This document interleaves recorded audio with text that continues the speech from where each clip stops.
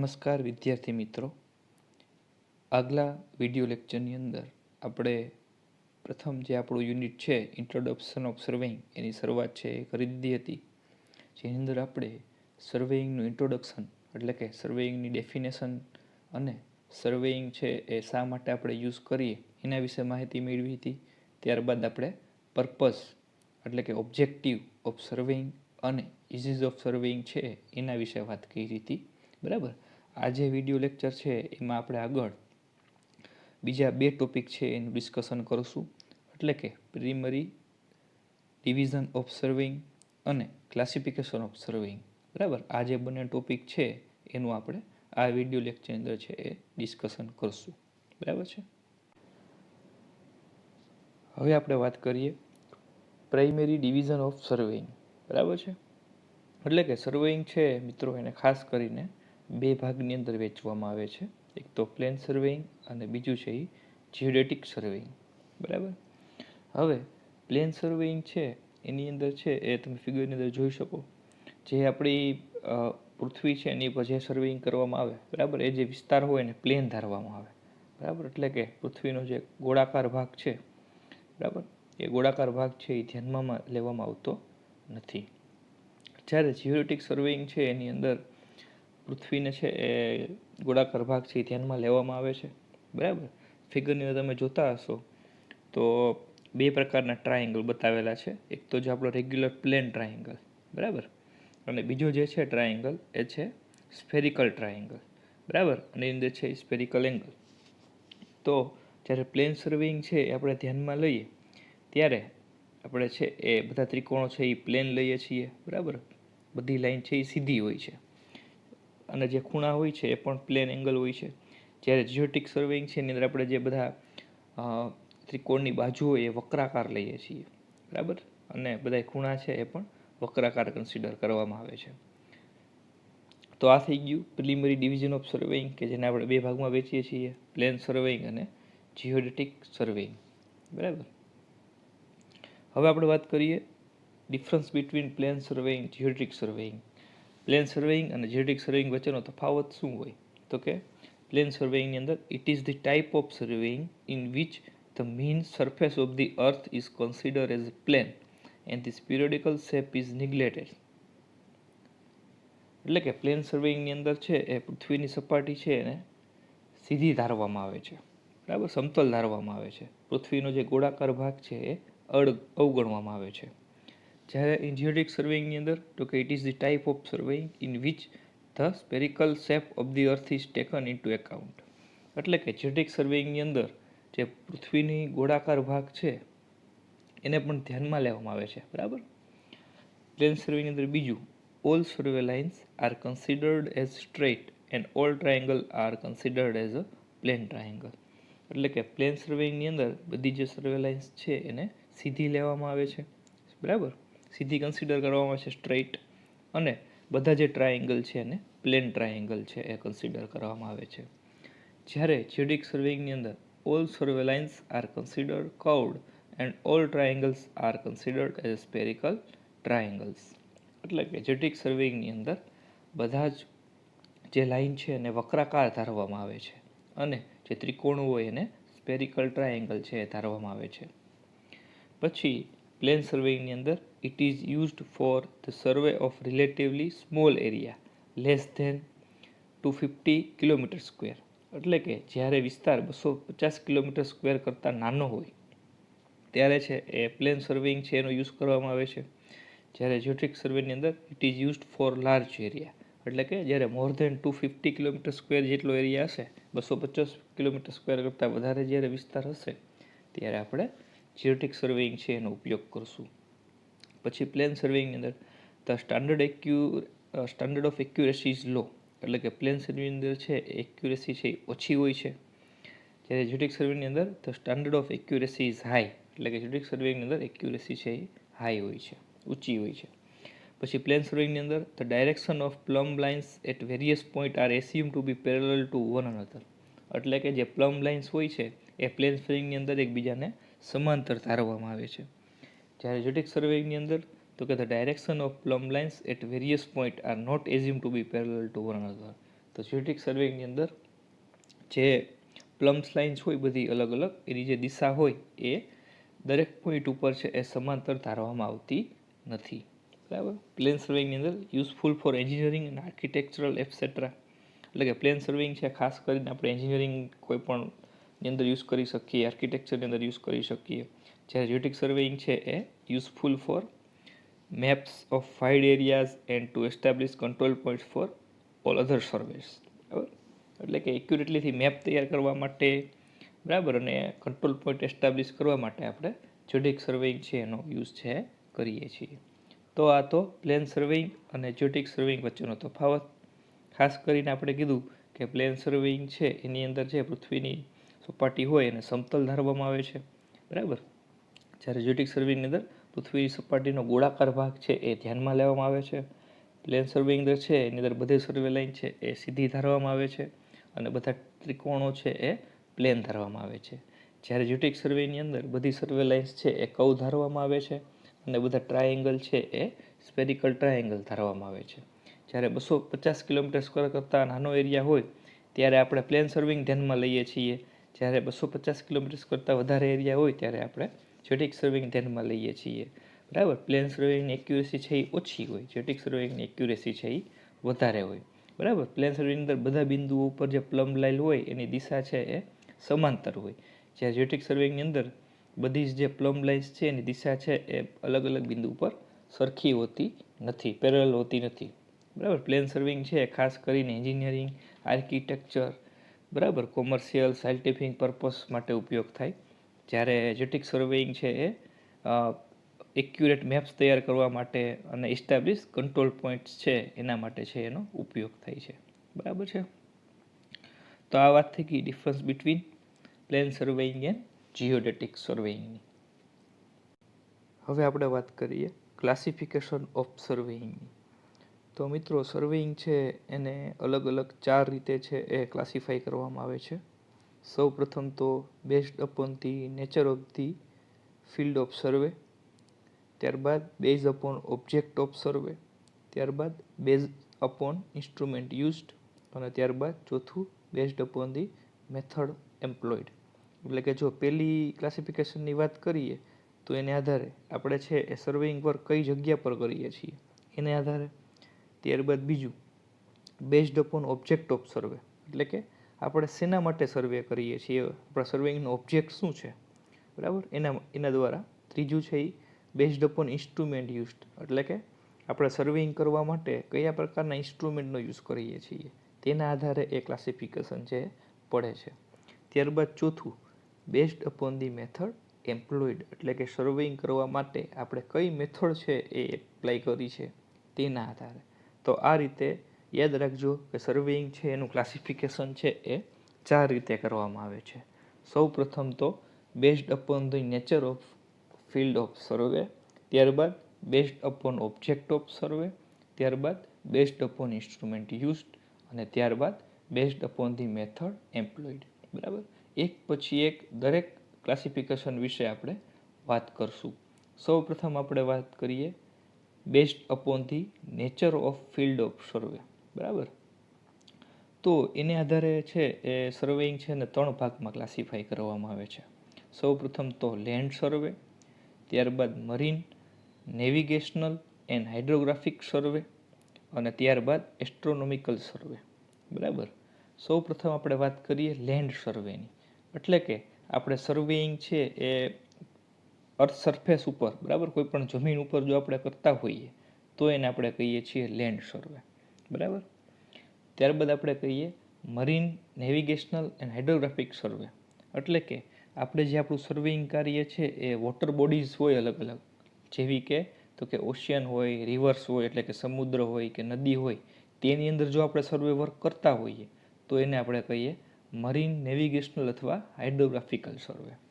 ત્યારબાદ એસ્ટ્રોનોમિકલ સર્વે, એટલે કે આપણે અવકાશની અંદર, બરાબર, અલગ અલગ જે આપણા ગ્રહો જે આવેલા છે, બરાબર, એની સ્થિતિ અંગે અને તેની મૂવમેન્ટ કઈ રીતે થાય છે એનો જો આપણે અભ્યાસ કરતા હોઈએ તો એને કહેવાય એસ્ટ્રોનોમિકલ સર્વે. તો આ રીતે પહેલું જે ક્લાસિફિકેશન છે based upon the nature of the field of survey, એને 3 ભાગમાં ક્લાસિફાઈ કરેલું છે. સૌ પ્રથમ તો લેન્ડ સર્વે, ત્યારબાદ મરીન નેવિગેશન એન્ડ હાઇડ્રોગ્રાફિકલ સર્વે, અને ત્યારબાદ એસ્ટ્રોનોમિકલ સર્વે. લેન્ડ સર્વેની અંદર આપણે પૃથ્વીની સપાટી ઉપર એટલે કે જમીન ઉપર જો આપણે સર્વે કરતા હોઈએ તો એને કહીએ છીએ લેન્ડ સર્વે. જ્યારે હાઇડ્રોગ્રાફિકલ સર્વેની અંદર તો કે આપણે વોટર બોડીઝ એટલે કે સમુદ્ર અથવા નદીની અંદર જો આપણે સર્વેઇંગ કાર્ય કરતા હોઈએ તો એને કહીએ છીએ મરીન નેવિગેશન અથવા હાઇડ્રોગ્રાફિકલ સર્વે. ત્યારબાદ આપણે કીધું એસ્ટ્રોનોમિકલ સર્વે, એટલે કે આપણે જે સર્વેઇંગ કાર્ય છે એ કોઈપણ ગ્રહ અવકાશની અંદર, બરાબર, કોઈપણ ગ્રહની ગતિ કેવી છે, બરાબર, અને એની પોઝિશન સ્થિતિ ક્યાં છે એ જાણવા માટે આપણે સર્વેઇંગ કાર્ય કરતા હોઈએ તો એને કરીએ છીએ આપણે એસ્ટ્રોનોમિકલ સર્વે. બરાબર છે.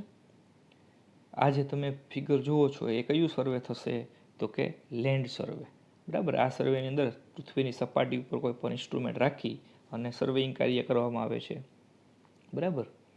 આ જે ફિગર જુઓ છો તે છે મરીન સર્વે અથવા હાઇડ્રોગ્રાફિક સર્વે તમે કહી શકો, કે કોઈ પણ સ્ટીમર કે એના દ્વારા છે એ આપણે પૃથ્વીના પેટાળમાં અલગ અલગ ખનિજો ક્યાં આવેલા છે, પછી પૃથ્વીની જે દરિયાની ઊંડાઈ કેટલી છે, બરાબર, કઈ કઈ જીવસૃષ્ટિ નીચે આવેલી છે એ બધું જો જાણતા હોય તો એ મરીન સર્વે માટે આ રૂપે ઉપયોગ થાય.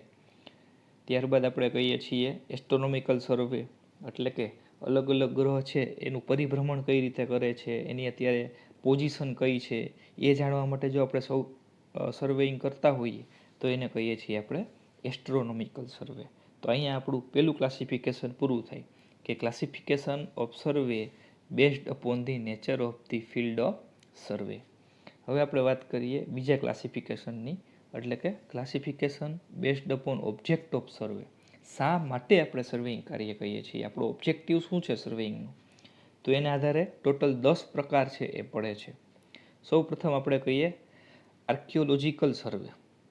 તો આર્કિયોલોજીકલ સર્વે છે એની અંદર શું કામે કરવામાં આવે છે તો કે આપની ખ્યાલ જ છે કોઈ એવી સાઇટ હોય, એટલે હડપ્પાને એવી છે, તો ત્યાંથી જે પુરાતન તત્વોની આપણે વસ્તુઓ મળતી હોય એના જે અલગ અલગ સ્ટ્રક્ચરની આપણે મળી આવતા હોય એ જાણવા માટે આપણે જે સર્વે કરીએ એ બધાય આર્કિયોલોજીકલ સર્વેની અંદર આવશે.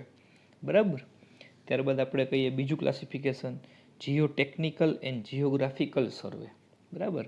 તો એની અંદર પૃથ્વીના જે પેટાળની અંદર જે આપણા અલગ અલગ પ્રકારના જે રોક્સ સ્ટ્રાટા હોય, બરાબર, અલગ અલગ પ્રકારની સોઇલ હોય, એ બધાનો જો આપણે અભ્યાસ કરવો હોય એના માટે આપણે જે સર્વે કરીએ એને કહેવામાં આવે જીઓ ટેકનિકલ અને જીઓગ્રાફિક સર્વે. બરાબર. પછી છે માઇન સર્વે. તો માઇન સર્વે છે એની અંદર શું કામે કરવામાં આવે તો કે જે મિનરલ્સ છે, આપણને કિંમતી મિનરલ્સ જે મળી રહે છે, બરાબર, એ માઇનિંગ ઓપરેશન દ્વારા જાણવા માટે આપણે જે સર્વેઇંગ વર્ક કરીએ એને આપણે કહીએ છીએ માઇન સર્વે. બરાબર. પછી છે મિલિટરી સર્વે, એટલે કે મિલિટરી પર્પઝ માટે જે સર્વે કરવામાં આવે, ધારો કે કોઈ ઇમ્પોર્ટન્સ ધરાવતું હોય એવી આપણે ચોકી બનાવી હોય કોઈ પણ જગ્યાએ આર્મી માટે, તો એના માટે આપણે અલગ અલગ સર્વે કરીએ, એનું સ્થાન નક્કી કરીએ. બરાબર. તો એ થઈ ગયું મિલિટરી સર્વે. તો આ તમે જુઓ છો એ કયું છે આર્કિયોલોજીકલ સર્વે છે. આર્કિયોલોજીકલ સર્વે છે એની રીતે છે એ જૂના જૂના જે આપણે સ્ટ્રક્ચર મળી આવતા હોય એની માપણી કરવામાં આવે. બરાબર. તો આર્કિયોલોજીકલ દર્શાવે છે આ. ત્યારબાદ આ છે એ માઇન સર્વે છે. બરાબર. અને તમે જીઓટેકનિકલ અથવા જીઓગ્રાફિકલ સર્વે કહી શકો કે કયા કયા પ્રકારના રોક્સ આવેલા છે એ બધું જાણવા માટે. બરાબર. આ મિલિટરી સર્વે છે કે ભાઈ નકશા દ્વારા ખબર પડે કે ઇમ્પોર્ટન્સ ધરાવતું કયું છે, આપણે ક્યાંથી આપણે વધારે સારી રીતે છે એ આપણા એનિમી જે કોઈ પણ કન્ટ્રી હોય એની ઉપર નજર રાખી શકીએ. બરાબર. અથવા સ્ટ્રક્ચર કઈ રીતે બાંધી શકીએ, તો એ મિલિટરી સર્વે માટે. હવે આગળ વાત કરીએ કંટ્રોલ સર્વે, એટલે કે આપણે જે કંટ્રોલ પોઈન્ટ્સ હોય એ સર્વેઇંગ કાર્ય કરવા માટે જે ફ્રેમવર્ક બનાવતા હોય એની અંદર કંટ્રોલ પોઈન્ટ્સ છે એસ્ટાબ્લિશ કરવા માટે આપણે જે સર્વે કરીએ એને કહેવામાં આવે કંટ્રોલ સર્વે. બરાબર. આપણે ક્લાસિફિકેશન ઓફ સર્વેઇંગમાં જોયું હતું, પ્રિન્સિપલ ઓફ સર્વેઇંગમાં જોયું હતું કે સૌથી પહેલાં તો આખામાંથી ભાગની માપણી કરવી. તો એમાં આપણે કહેતા હતા કે પહેલાં મેઇન કંટ્રોલ પોઈન્ટ્સ નક્કી કરવા અને પછી એનું ફ્રેમવર્ક બનાવવું. તો આ કંટ્રોલ પોઈન્ટ્સ નક્કી કરવા માટે આપણે કંટ્રોલ સર્વે છે એ કરી શકીએ. બરાબર. ત્યારબાદ આપણે કીધું ટોપોગ્રાફિકલ સર્વે, નેક્સ્ટ ક્લાસિફિકેશન. તો ટોપોગ્રાફિક સર્વે છે એની અંદર છે એ નેચર ફીચર્સ હોય જેવા કે hills, river, lakes, town, villages, building, roads, આ બધા આર્ટિફિશિયલ છે આની અંદર. તો એ બધાય છે એ દર્શાવવામાં આવે. તો એ ટોપોગ્રાફિકલ મેપ બનાવવા માટે આપણે ટોપોગ્રાફિકલ સર્વે કરી શકીએ. ત્યારબાદ કેડેસ્ટ્રલ સર્વે એટલે કે જે બાઉન્ડ્રીઝ છે ફિલ્ડની, ઘરની અથવા અધર કોઈ પ્રાઇવેટ અને પબ્લિક પ્રોપર્ટીઝની બાઉન્ડ્રીઝ નક્કી કરવા માટે આપણે જે સર્વે કરીએ એને આપણે કહીએ છીએ કેડેસ્ટ્રલ સર્વે. બરાબર. ફિગર દ્વારા સમજીએ. આ જે છે એ શું છે? ટોપોગ્રાફિકલ મેપ છે. તો આ ટોપોગ્રાફિકલ મેપ તૈયાર કરવા માટે આપણે જે સર્વે કરીએ એને કહીએ ટોપોગ્રાફિક સર્વે. બરાબર. ત્યારબાદ આ છે એ કેડેસ્ટ્રલ મેપ છે એટલે કે એક પ્લોટની બાઉન્ડ્રી છે. બરાબર. તો એ દર્શાવવા માટે આપણે કેડેસ્ટ્રલ સર્વે કરીએ. તો અહીં અલગ અલગ પ્રકારના પ્લોટ છે એ ફિગરમાં દર્શાવેલા છે. તો આ કેડેસ્ટ્રલ મેપ થઈ ગયો. તો આ કેડેસ્ટ્રલ મેપ તૈયાર કરવા માટે આપણે કેડેસ્ટ્રલ સર્વે છે એ કરવા પડે. પછી આપણે વાત કરીએ રૂટ સર્વેની. એટલે કે આપણા જે હાઈવેસ છે અથવા રેલવે છે, કેનાલ છે, પાઇપલાઇન છે, ટ્રાન્સમિશન લાઇન છે, ઇલેક્ટ્રિકલ ટ્રાન્સમિશન લાઇન એ જ્યાંથી નીકળવાની છે. બરાબર. એના માટે બેસ્ટ રૂટ સિલેક્ટ કરવો હોય, સારામાં સારો રૂટ, એનું અલાઇનમેન્ટ નક્કી કરવું હોય તો આપણે રૂટ સર્વેનો ઉપયોગ કરી શકીએ. ત્યારબાદ એન્જિનિયરિંગ સર્વે એટલે કે આપણે ડેટાનું કલેક્શન કરવું હોય એન્જિનિયરિંગ પર્પઝ માટે, જેમ કે design of dam, road, bridges. તો એના માટે આપણે એન્જિનિયરિંગ સર્વે કરીએ. ધારો કે આપણે કોઈ જગ્યાએ પહેલાં બિલ્ડિંગ બનાવી હોય તો આપણે ત્યાં જઈને અલગ અલગ પ્રકારના માપો લઈએ, મેઝરમેન્ટ લઈએ. બરાબર. તો એ શું થઈ ગયું? એન્જિનિયરિંગ સર્વે થઈ ગયું. બરાબર.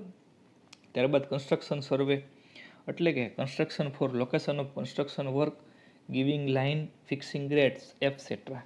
એટલે કે જ્યારે બાંધકામ ચાલુ હોય અને આપણે એને લાઈન દોરી આપીએ, બરાબર, કન્સ્ટ્રક્શન વર્ક માટે, એને આપણે શું કહીએ? તો કે કન્સ્ટ્રક્શન સર્વે. બરાબર. તો તમે ફિગરની અંદર જોઈ શકો આ એક રૂટ સર્વે, રૂટ પ્લાન છે કોઈ પણ હાઈવે માટે. તો આ પ્લાન તૈયાર કરવા માટે આપણે રૂટ સર્વે કરી શકીએ. બરાબર. આ છે એ તમે કહી શકો કે કન્સ્ટ્રક્શન સર્વે કે જેની અંદર છે એ આપણે કોઈ પણ લોકેશન છે એ ફિક્સ કરીએ કન્સ્ટ્રક્શન વર્ક માટે. બરાબર. તો મિત્રો આ હતા classification based on object of survey, જેની અંદર આપણે વાત કરી ખાસ કરીને 10 વસ્તુની. સૌપ્રથમ આપણે કીધું કે classification based on object of સર્વેની અંદર તો કે આર્કિયોલોજીકલ સર્વે કે જેની અંદર છે એ આપણે જે અલગ અલગ પ્રકારની આપણે પુરાતન તત્વની જે બિલ્ડિંગને બધું મળતું હોય ચીજ વસ્તુ, કે આપણે કહી શકીએ હડપ્પા સંસ્કૃતિ, તો એને જાણવા માટે, બરાબર, એ આપણે કરીએ આર્કિયોલોજીકલ સર્વે. ત્યારબાદ આપણે કીધું જીઓટેકનિકલ અને જીઓગ્રાફિકલ સર્વે એટલે કે પૃથ્વીના પેટાર્નની અંદર જે અલગ અલગ પ્રકારના રોકના ને બધા હોય સોઇલને, એ જાણવા માટે આપણે જે સર્વે કરીએ એને કહીએ જીઓટેકનિકલ અને જીઓગ્રાફિકલ સર્વે. ત્યારબાદ આપણે કીધું માઇન સર્વે એટલે કે જે પૃથ્વીની અંદર જે અલગ અલગ પ્રકારની મિનરલ્સ બધા રહેલા છે એ જાણવા માટે આપણે જે માઇનિંગ ઓપરેશન્સ કરવા પડે, તો એ બધું કરવા માટે આપણે જે સર્વે કરીએ એને કહીએ છીએ માઇન સર્વે. ત્યારબાદ કીધું આપણે મિલિટરી સર્વે એટલે કે મિલિટરી પર્પઝ માટે જે આપણે સર્વે કરીએ છીએ એને આપણે કહીએ છીએ મિલિટરી સર્વે. બરાબર. પછી આપણે પિક્સ જોયા બધા અલગ અલગ કે આ જે છે એ આર્કિયોલોજીકલ સર્વે માટે છે. બરાબર. ત્યારબાદ આ છે જીઓગ્રાફિકલ અથવા જીઓટેકનિકલ સર્વેનું છે. બરાબર. આ છે એ મિલિટરી સર્વે માટે છે. પછી આપણે કીધું બીજું આગળ પાંચમું કે કંટ્રોલ સર્વેસ એટલે કે જે આપણા સર્વેઇંગ વર્ક દરમિયાન આપણે જે મેઇન કંટ્રોલ પોઈન્ટ્સ નક્કી કરવા હોય, બરાબર, ફ્રેમવર્ક તૈયાર કરવા માટે, તો એના માટે આપણે જે સર્વે કરીએ એને કહીએ કંટ્રોલ સર્વે. ત્યારબાદ આપણે કીધું ટોપોગ્રાફિકલ સર્વે એટલે કે આપણે જ્યારે ટોપોગ્રાફિકલ મેપ તૈયાર કરવા હોય જેની અંદર આપણે શું દર્શાવીએ તો કે નેચરલ અને આર્ટિફિશિયલ ફીચર્સ જેવા કે hills, river, lakes, town, villages, building, roads, railways. તો એ બતાવવા માટે આપણે જે સર્વે કરીએ એને આપણે કહીએ છીએ ટોપોગ્રાફિકલ સર્વે.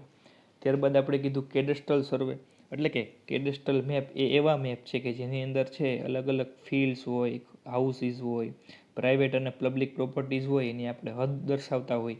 તો એ હદ એટલે કે બાઉન્ડ્રીઝ દર્શાવવા માટે આપણે જે સર્વે કરીએ એને કહેવાય કેડેસ્ટ્રલ સર્વે. બરાબર. પછી આપણે આ વાત કરી કે આ છે ટોપોગ્રાફિકલ મેપ, તો એના માટે જે સર્વે કરવો પડે એને જ આપણે કહીએ ટોપોગ્રાફિકલ સર્વે. ત્યારબાદ કીધું કેડેસ્ટ્રલ મેપ તૈયાર કરવા માટે આપણે કેડેસ્ટ્રલ સર્વે કરીએ. બરાબર. હવે પછી આપણે આગળ વાત કરી એની અંદર 8મી વસ્તુની, એટલે કે રૂટ સર્વે. એટલે કે જ્યારે આપણે રોડ, રસ્તા, રેલવે, કેનાલ ને એવું બધું બનાવતા હોઈએ ત્યારે એનું સારામાં સારો રૂટ કયો છે એ નક્કી કરવા માટે આપણે જે સર્વે કરીએ એને કહીએ છીએ આપણે રૂટ સર્વે. ત્યારબાદ આપણે કીધું એન્જિનિયરિંગ સર્વે. એટલે કે જ્યારે આપણે ડેમ છે, રોડ છે, બ્રિજ છે, એનું જ્યારે બાંધકામ કરતા હોઈએ અને એના માટે જે આપણે અલગ અલગ પ્રકારના ડેટા કલેક્ટ કરીએ એને આપણે કહીએ છીએ એન્જિનિયરિંગ સર્વે. બરાબર. ત્યારબાદ આપણે કીધું કન્સ્ટ્રક્શન સર્વે. એટલે કે બાંધકામ દરમિયાન જે આપણે લોકેશન આપીએ અલગ અલગ, પછી લાઈન દોરી આપીએ, ગ્રેડ ફિક્સ કરીએ, એ બધાને શું કહીએ આપણે? Construction survey. તો આ હતા આપણા ક્લાસિફિકેશન ઓફ સર્વે અંદર બીજું classification based on object of survey. એની અંદર આપણે 10 વસ્તુની વાત કરી. Archaeological survey, geotechnical and geographical survey, mine survey, military survey, control survey, topographic survey, cadastral survey, route survey, engineering survey અને કન્સ્ટ્રક્શન સર્વે. હવે આપણે આગળ વધીએ. બરાબર. આ છે રૂટ સર્વેની ફિગર છે. પછી કોઈ જગ્યાએ આપણે પોઈન્ટ એસ્ટાબ્લિશ કરતા હોય એટલે કે કન્સ્ટ્રક્શન સર્વે દર્શાવે છે. હવે આપણે વાત કરીએ ક્લાસિફિકેશન 3ની, એટલે કે classification of survey based upon instrument used. એટલે કે જ્યારે સર્વેઇંગ કાર્ય કરવા જતા હોઈએ ત્યારે કેવા પ્રકારના સાધનનો ઉપયોગ કર્યો છે તેને આધારે વર્ગીકરણ. તો સૌ પ્રથમ એમાં છે ચેઇન સર્વે. એટલે કે આપણે જ્યારે લિનિયર ડિસ્ટન્સ મેઝરમેન્ટ કરતા હોઈએ, બરાબર, ડિસ્ટન્સ માપતા હોય ઓરિજિનલ ડિસ્ટન્સ, લંબાઈ ને એવું, ત્યારે આપણે ખાસ કરીને શેનો ઉપયોગ કરીએ? જો કે ચેન અથવા ટેપનો. તો એને કયા સર્વેની અંદર લેવામાં આવે? તો કે ચેન સર્વેની અંદર. ફિગરમાં તમે જોઈ શકો ચેન બતાવેલી છે. બરાબર. તો આ પહેલું થઈ ગયું. બીજું કંપાસ સર્વે.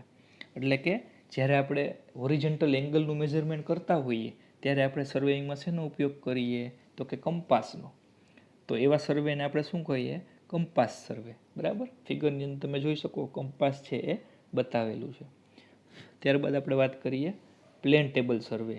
તો કે આપણને ખ્યાલ જ છે પ્લેન ટેબલની અંદર આપણે ડેટા કલેક્શન અને જે ડ્રોઈંગ છે બંને એકસાથે કરી શકીએ, પ્લોટિંગ. બરાબર. તો એના માટે જો આપણે પ્લેન ટેબલ યુઝ કરતા હોઈએ તો એને આપણે કહીએ છીએ પ્લેન ટેબલ સર્વે, જેનો ખાસ કરીને આપણે શેમાં ઉપયોગ કરીએ? પ્લાન બનાવવા માટે કોઈ પણ એરિયાનો. બરાબર. ત્યારબાદ છે થિયોલાઇટ સર્વે. એટલે કે આપણે હોરિઝોન્ટલ અને વર્ટિકલ એંગલ માપવા માટે છે એથ્યુલાઇટનો ઉપયોગ કરીએ. તેવા પ્રકારનો જે સર્વે છે એને કહેવામાં આવે થિયોડોલાઇટ સર્વે. બરાબર. ત્યારબાદ આપણે વાત કરીએ ટેક્યોમેટ્રી સર્વે. તો ટેક્યોમેટ્રી સર્વે છે એ પણ હોરિઝોન્ટલ અને વર્ટિકલ ડિસ્ટન્સ માપવા માટે યુઝ થાય. એની અંદર પણ આપણે થિયોલાઇટ છે એનો ઉપયોગ કરી શકીએ. બરાબર. ત્યારબાદ આપણે વાત કરીએ ફોટોગ્રાફિક અને એરિયલ સર્વેનો.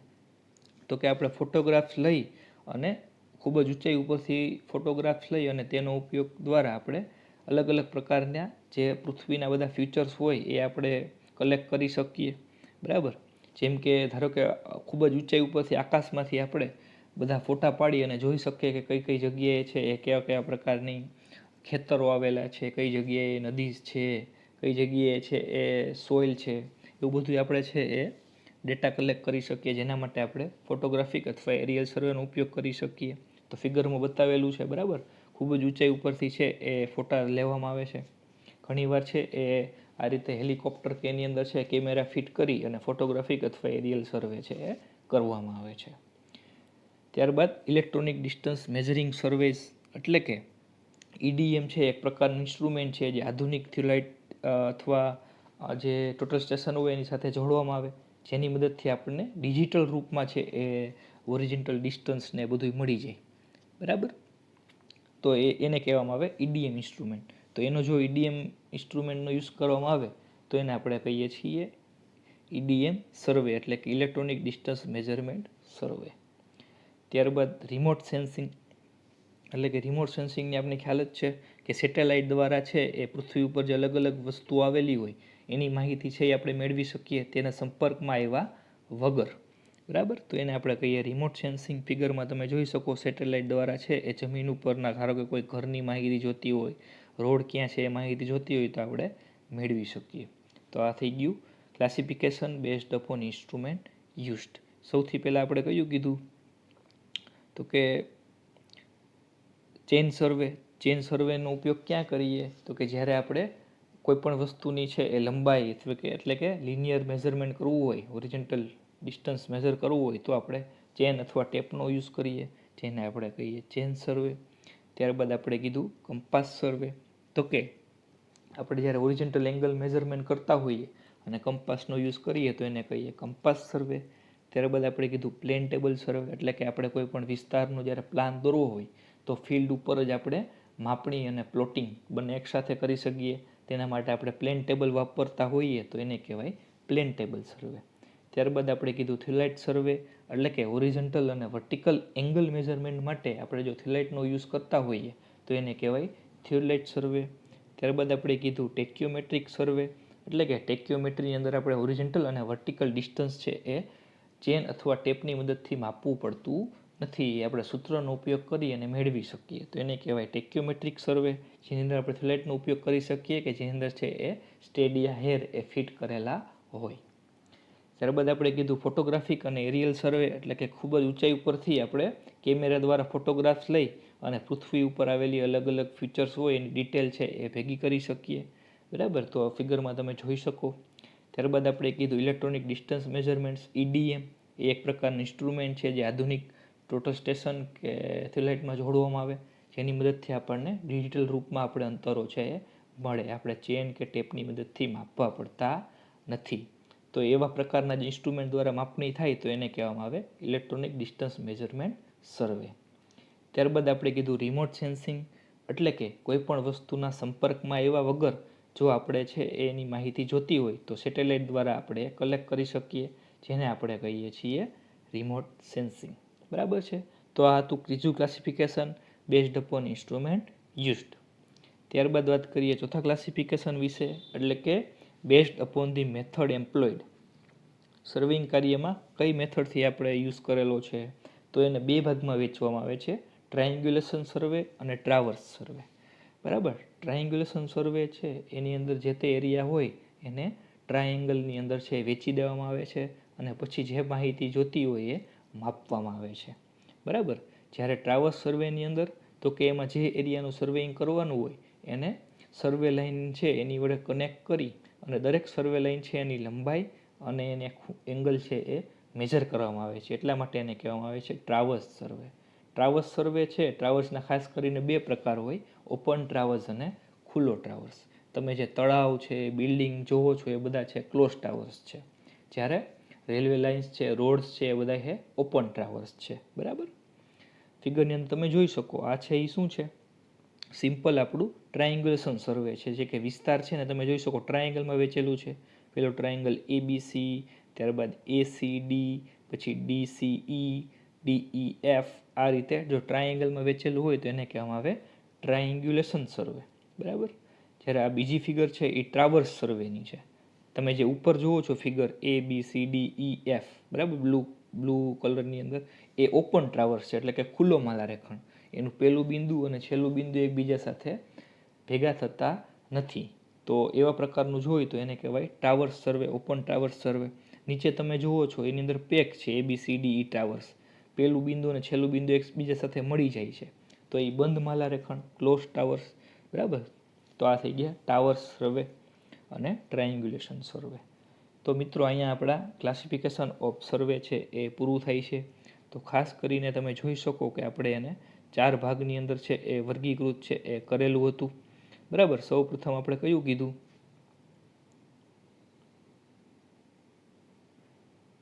તો કે સૌ પ્રથમ આપણે કીધું based upon nature of the field of survey. બરાબર, એની અંદર ફરી પાછું આપણે છે એને કેટલી ભાગમાં વહેંચ્યું, 3 ભાગમાં.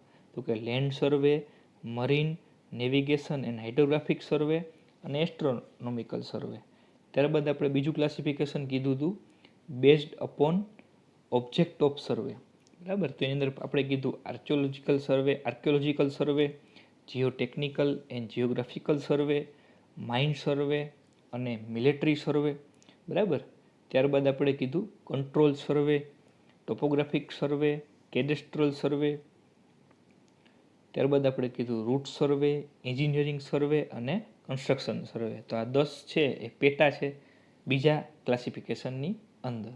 ત્યારબાદ આપણે કીધું બેઝડ અપોન ઇન્સ્ટ્રુમેન્ટ યુઝ, જેમાં આપણે કીધું ચેઇન સર્વે, કંપાસ સર્વે, પ્લેન ટેબલ સર્વે, થિયોલાઇટ સર્વે, ત્યારબાદ કીધું ફોટોગ્રાફિક એન્ડ એરિયલ સર્વે, ત્યારબાદ આપણે કીધું ઇલેક્ટ્રોનિક ડિસ્ટન્સ મેઝરમેન્ટ સર્વે, ત્યારબાદ આપણે કીધું રિમોટ સેન્સિંગ, અને ત્યારબાદ ચોથું classification based upon method employ, જેમાં આપણે બી કીધું ટ્રાયંગલ્સન સર્વે અને ટ્રાવર્સ સર્વે.